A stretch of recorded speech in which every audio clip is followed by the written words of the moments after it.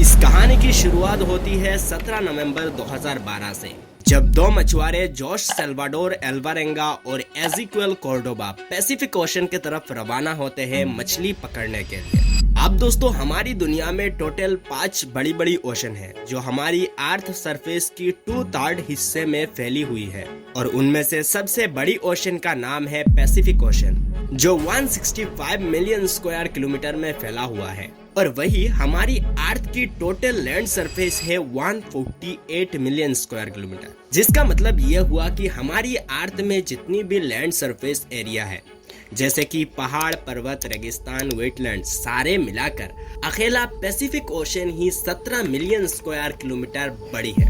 और इस ओशन की कंपेयर में इसमें आइलैंड भी काफी कम है, और कुछ तो इतने छोटे हैं जो मैप में डॉट की तरह नजर आता है, और ज्यादातर आइलैंड ऐसे हैं जिनमें आज तक इंसान ने पैर तक नहीं रखा। लेकिन कैसे सेल्वाडोर इस खतरनाक सिचुएशन से भी बच निकला? 17 नवंबर 2012 के सुबह 7 बज रहे थे। कोस्टा एजल के बंदरगाह में हर दिन की तरह हलचल हो रहा था। सारे मछुआरे अपने अपने जाल टेक कर रहे थे। जोश भी इसी काम में लगा था। अपनी 23 फीट की बोट में जरूरी चीजें जैसे कि साफ पानी, सूखा खाना, एक रेफ्रिजरेटर में कुछ बर्फ, मछली पकड़ने की सारी सामान अपनी 23 फीट की बोट में लोड कर चुका था। लेकिन उस दिन कुछ अजीब हुआ। जोश के साथ जो आदमी हमेशा मछली पकड़ने के लिए जाता था, आज वो किसी काम से नहीं आ पाया। तो जोश के साथ अब 23 साल का एक जवान लड़का जाएगा, जिसका नाम था एजिक्वेल कोर्डोबा। बोट सिर्फ 23 फीट का था, तो उनका प्लान था कि वे सिर्फ 30 घंटे ही समंदर में बिताएंगे। तो इसी प्लान के साथ वो 2 इंसान के हिसाब से खाना पानी बोट में उठाया। लेकिन जोश और एजिक्वेल को क्या पता था कि उनका यह सफर कितना खतरनाक होने वाला है। सब कुछ ठीक था। जोश ने भी बोट का मोटर स्टार्ट कर दिया, और कुछ ही घंटे के अंदर बोट कोस्टा एजल से 120 किलोमीटर दूर चला जाता है। लेकिन अचानक बादल सूरज को ढक लेता है, और समंदर की लहरों में भी जोर बढ़ने लगता है। अब जोश एक एक्सपीरियंस मछुआरा था, तो उसे लग रहा था कि कुछ तो अजीब होने वाला है, और जोश ये सोच ही रहा था। और तभी अचानक से बादल गरजता है, और कुछ मिनट के अंदर एक समुद्री तूफान का रूप ले लेता है। तो इसी वजह से वो डायरेक्ट बोट को साहिल की तरफ घुमाते हैं, और समय बचाने के लिए जाल को समंदर में ही रखकर बोट को हाई स्पीड में साहिल की तरफ भगाने लगते हैं। करीब 6 घंटे तक बोट साहिल की तरफ चला। अब उन्हें साहिल भी नजर आ रहा था, और वे अपने डेस्टिनेशन से सिर्फ 20 ही किलोमीटर दूर थे। अब समुद्री तूफान भी बहुत पीछे रह गया था। लेकिन अचानक से वो होता है जो हर समुद्री मछुआरे की घिनौना ख्वाब होता है। दरअसल जोश की बोट की मोटर खराब हो जाता है, और जैसे ही मोटर खराब होता है तब मानो उन दोनों की जान निकल जाती है। अब जोश तुरंत ही अपने बॉस के साथ एक रेडियो में कांटेक्ट करता है, और वो कहता है कि हम मुसीबत में फंसे हुए हैं, हमें मदद करो। लेकिन लोकेशन भेजने से पहले ही रेडियो की बैटरी जवाब दे जाता है। फिर कुछ ही समय के अंदर समुद्री तूफान भी उन्हें अपने झपेट में ले लेता है। अब और क्या, जब किस्मत काम करना बंद करता है तब वो होता है जो हम नहीं चाहते हैं। तूफान की तेज रफ्तार उनकी बोट को साहिल से दूर ले जाने लगा। अब जो जमीन उन्हें नजर आ रहा था, अब वो आहिस्ता आहिस्ता उनके नजर से दूर जा रहा था। और जब तक उनका बॉस सर्च ऑपरेशन स्टार्ट करता, तब तक वे साहिल से काफी दूर जा चुके थे। तूफान की वजह से उन्हें ठीक से कुछ दिखाई भी नहीं दे रहा था। और हैरानी की बात तो यह है कि 5 दिन के अंदर ही उनके बोट जमीन से करीब 450 किलोमीटर दूर जा चुका था। अब समुद्री तूफान भी रुक चुका था। लेकिन जोश और एजिक्वेल इस इंसानी दुनिया से बहुत ही दूर जा चुके थे। अब ना ही उनके पास कोई खाना था, और ना ही पीने को साफ पानी। समंदर की नमकीन पानी खाने से इंसान की मौत हो जाती है, तो इसीलिए वे बारिश की पानी में डिपेंडेंट थे। जब बारिश होता तब वो अपने प्लास्टिक बोतल में पानी भर कर रखते, लेकिन जब बारिश ना होता तब वो समुद्री मछली और कछुओं का खून पिया करते थे, और वो भी तब जब वे उन्हें पकड़ने में सक्सेसफुल होते। अब ये बात याद रखना कि मछली पकड़ने की जाल वो पहले ही छोड़ आए थे, तो इसीलिए उनके पास भूख मिटाने की कोई उपकरण भी नहीं था। लेकिन जोश एक एक्सपर्ट मछुआरा था, तो वो जुगाड़ लगाकर कभी कभी अपने हाथ से ही मछलियां पकड़ लिया करता था। लेकिन जब मछलियां नहीं मिलता तब वो समुद्री पक्षियों को पकड़कर अपनी भूख मिटाते थे। और ऐसे ही दिन बीतता गया। हर दिन उनके लिए मानो साल बीत रहा था। जिस मेंटल प्रेशर से वो गुजर रहे थे उसके बारे में पूछो ही मत। एक दिन कुछ अजीब हुआ। उनके बोट पर एक समुद्री पक्षी आकर बैठा। वे उसको पकड़ने में सफल भी हो गए। लेकिन जब जोश ने उस पक्षी की पेट काटा तब उसे कुछ अजीब दिखाई दिया। इसीलिए वो एजिक्वेल को इसे खाने से मना करता है। लेकिन एजिक्वेल भूख की दर्द से उसे खा बैठता है और फिर वो होता है जिसका जोश को डर था। दरअसल उस पक्षी ने एक जहरीली समुद्री सांप को खाया था, जिस वजह से अब जहर कॉर्डोबो की शरीर में फैलने लगा था और 3 दिन तक कॉर्डोबो जहर से तड़पता रहा और चौथे दिन वो इस दुनिया से हार मान लिया। लेकिन कॉर्डोबो जोश को मरने से पहले यह कहकर गया था कि उसकी बॉडी को ना खाया जाए, तो जोश ने भी ऐसा ही किया। अब कॉर्डोबो के मौत के बाद जोश एकदम अकेला था। अब जरा इमेजिन करें कि आप 4 महीने तक एक इंसान के साथ विशालकाय समंदर में समय बिताते हैं और वो भी आपको अकेला छोड़कर चला जाता है, तब आपके ऊपर क्या बीत रहा होगा। अब जोश एकदम अकेला था। बात करने के लिए भी एक इंसान नहीं था। जोश अपनी आंखें जहाँ पर फेरता वहाँ पर समंदर और नीला पानी। वो पानी की लहरों को देखता और अपनी पुरानी यादों को सोचता रहता, अपनी फैमिली के साथ बिताए हुए वो लम्हे। ये यादें उसे समंदर की इस मेंटल आइसोलेशन से राहत दिलाने में मदद करती थी। समंदर में जोश के करीब 6 महीने हो गए थे।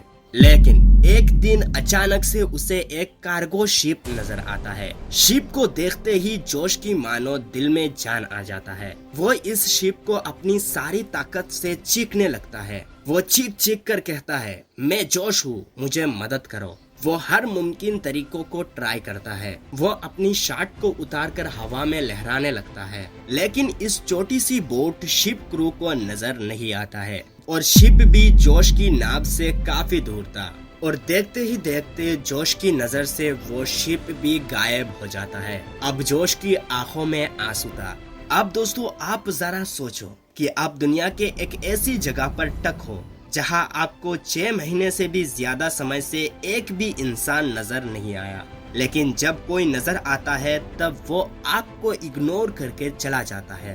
तब आप पर क्या बीत रहा होगा। अब जोश को भी यह बात मालूम हो गया था कि वो हार नहीं मान सकता, उसे हिम्मत जुटाना पड़ेगा। वो अब हर चीज को अच्छी तरह से यूज करना जान चुका था। पक्षियों की सूखी हड्डियों से नुकीली औजार बनाना, पानी स्टोर रखने के लिए ग्रास की यूज करना, हर बार मछलियों को सुखा कर रखना ताकि ज्यादा दिन चल सके। अब दोस्तों करीब 8 महीने हो चुका था। जोश अपनी बोट से 8500 किलोमीटर से भी ज्यादा ट्रेवल कर चुका था। जोश अपनी चेहरे को पानी में देखकर पहचान ही नहीं पा रहा था। उसकी चेहरे पर लंबी दाढ़ी, सर पर लंबी बाल उलझी हुई और उसकी हालात ऐसा हो गया था कि मानो वो एक हड्डियों का ढांचा बन चुका था। समंदर में 8 महीने बिताने के बाद उसकी मानो ये डेली रूटीन हो गया था। समंदर से मछली पकड़ना, बारिश की पानी को सेव करके रखना, कछुओं का खून पीना। वो हर दिन इस तरह से जंग लड़ता रहा। वो इस महासागर में उम्मीद के सहारे ही जिंदा था। लेकिन एक दिन अचानक एल्वरेंगा कुछ अजीब नोटिस करता है। वो अपने बोट पर पड़ा था और तभी उसे एक पक्षी दिखाई देता है। ये कोई आम समुद्री पक्षी नहीं बल्कि ये एक जमीनी पक्षी था। और जैसे ही एल्वरेंगा यह पक्षी देखता है तब वो समझ जाता है कि उसके आसपास में ही जमीन है। वो अपने चारों ओर देखने लगता है और तभी उसे कुछ दिखाई देता है। जमीन को देखते ही उसकी दिल उम्मीद से मानो धड़क उठता है। वो तुरंत ही अपने बोट को उसी डायरेक्शन में घुमाता है और अपनी सारी ताकत से बोट को उसी डायरेक्शन में ड्रिफ्ट करने लगता है। लेकिन दोस्तों ये इतना आसान नहीं था। क्योंकि समुद्री तूफान कभी भी उसे फिर से गहरी समंदर में धकेल सकता था। लेकिन जोश हार मानने वालों में से नहीं था। वो अपनी बची हुई ताकत से हर बार उसी डायरेक्शन में ड्रिफ्ट करता और ऐसे कई घंटे तक चला और ऐसे करते करते वो जमीन के बहुत ही पास आ गया था। लेकिन अचानक से हवा की रुख बदल जाता है और फिर से उसकी नाव गहरी समंदर की तरफ जाने लगता है। जोश अब कुछ भी ना सोचकर पानी में जंप कर देता है।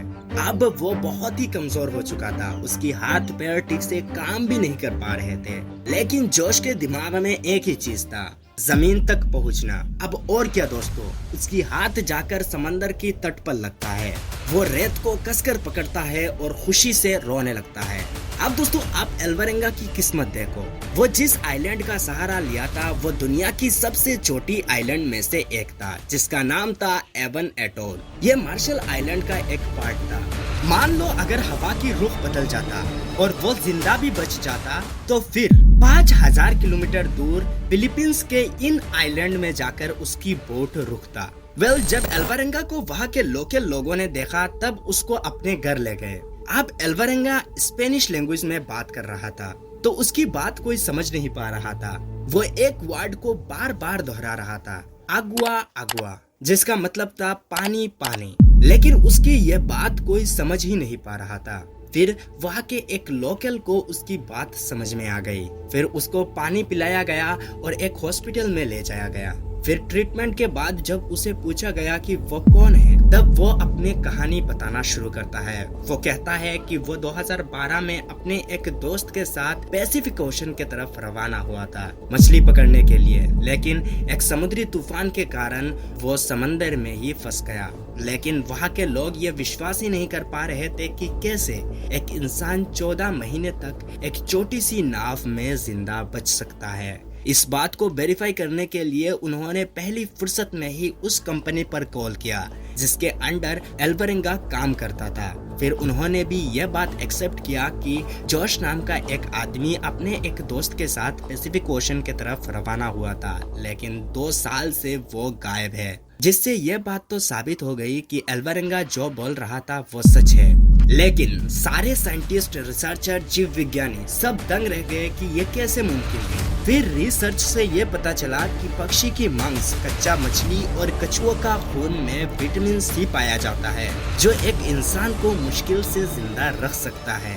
फिर कुछ ही दिनों में जोश को एवन एटोल से अपने देश मेक्सिको में पहुंचा दिया गया। लेकिन जब वो अपने घर वापस आया तब उसे और एक प्रॉब्लम में फंसना था।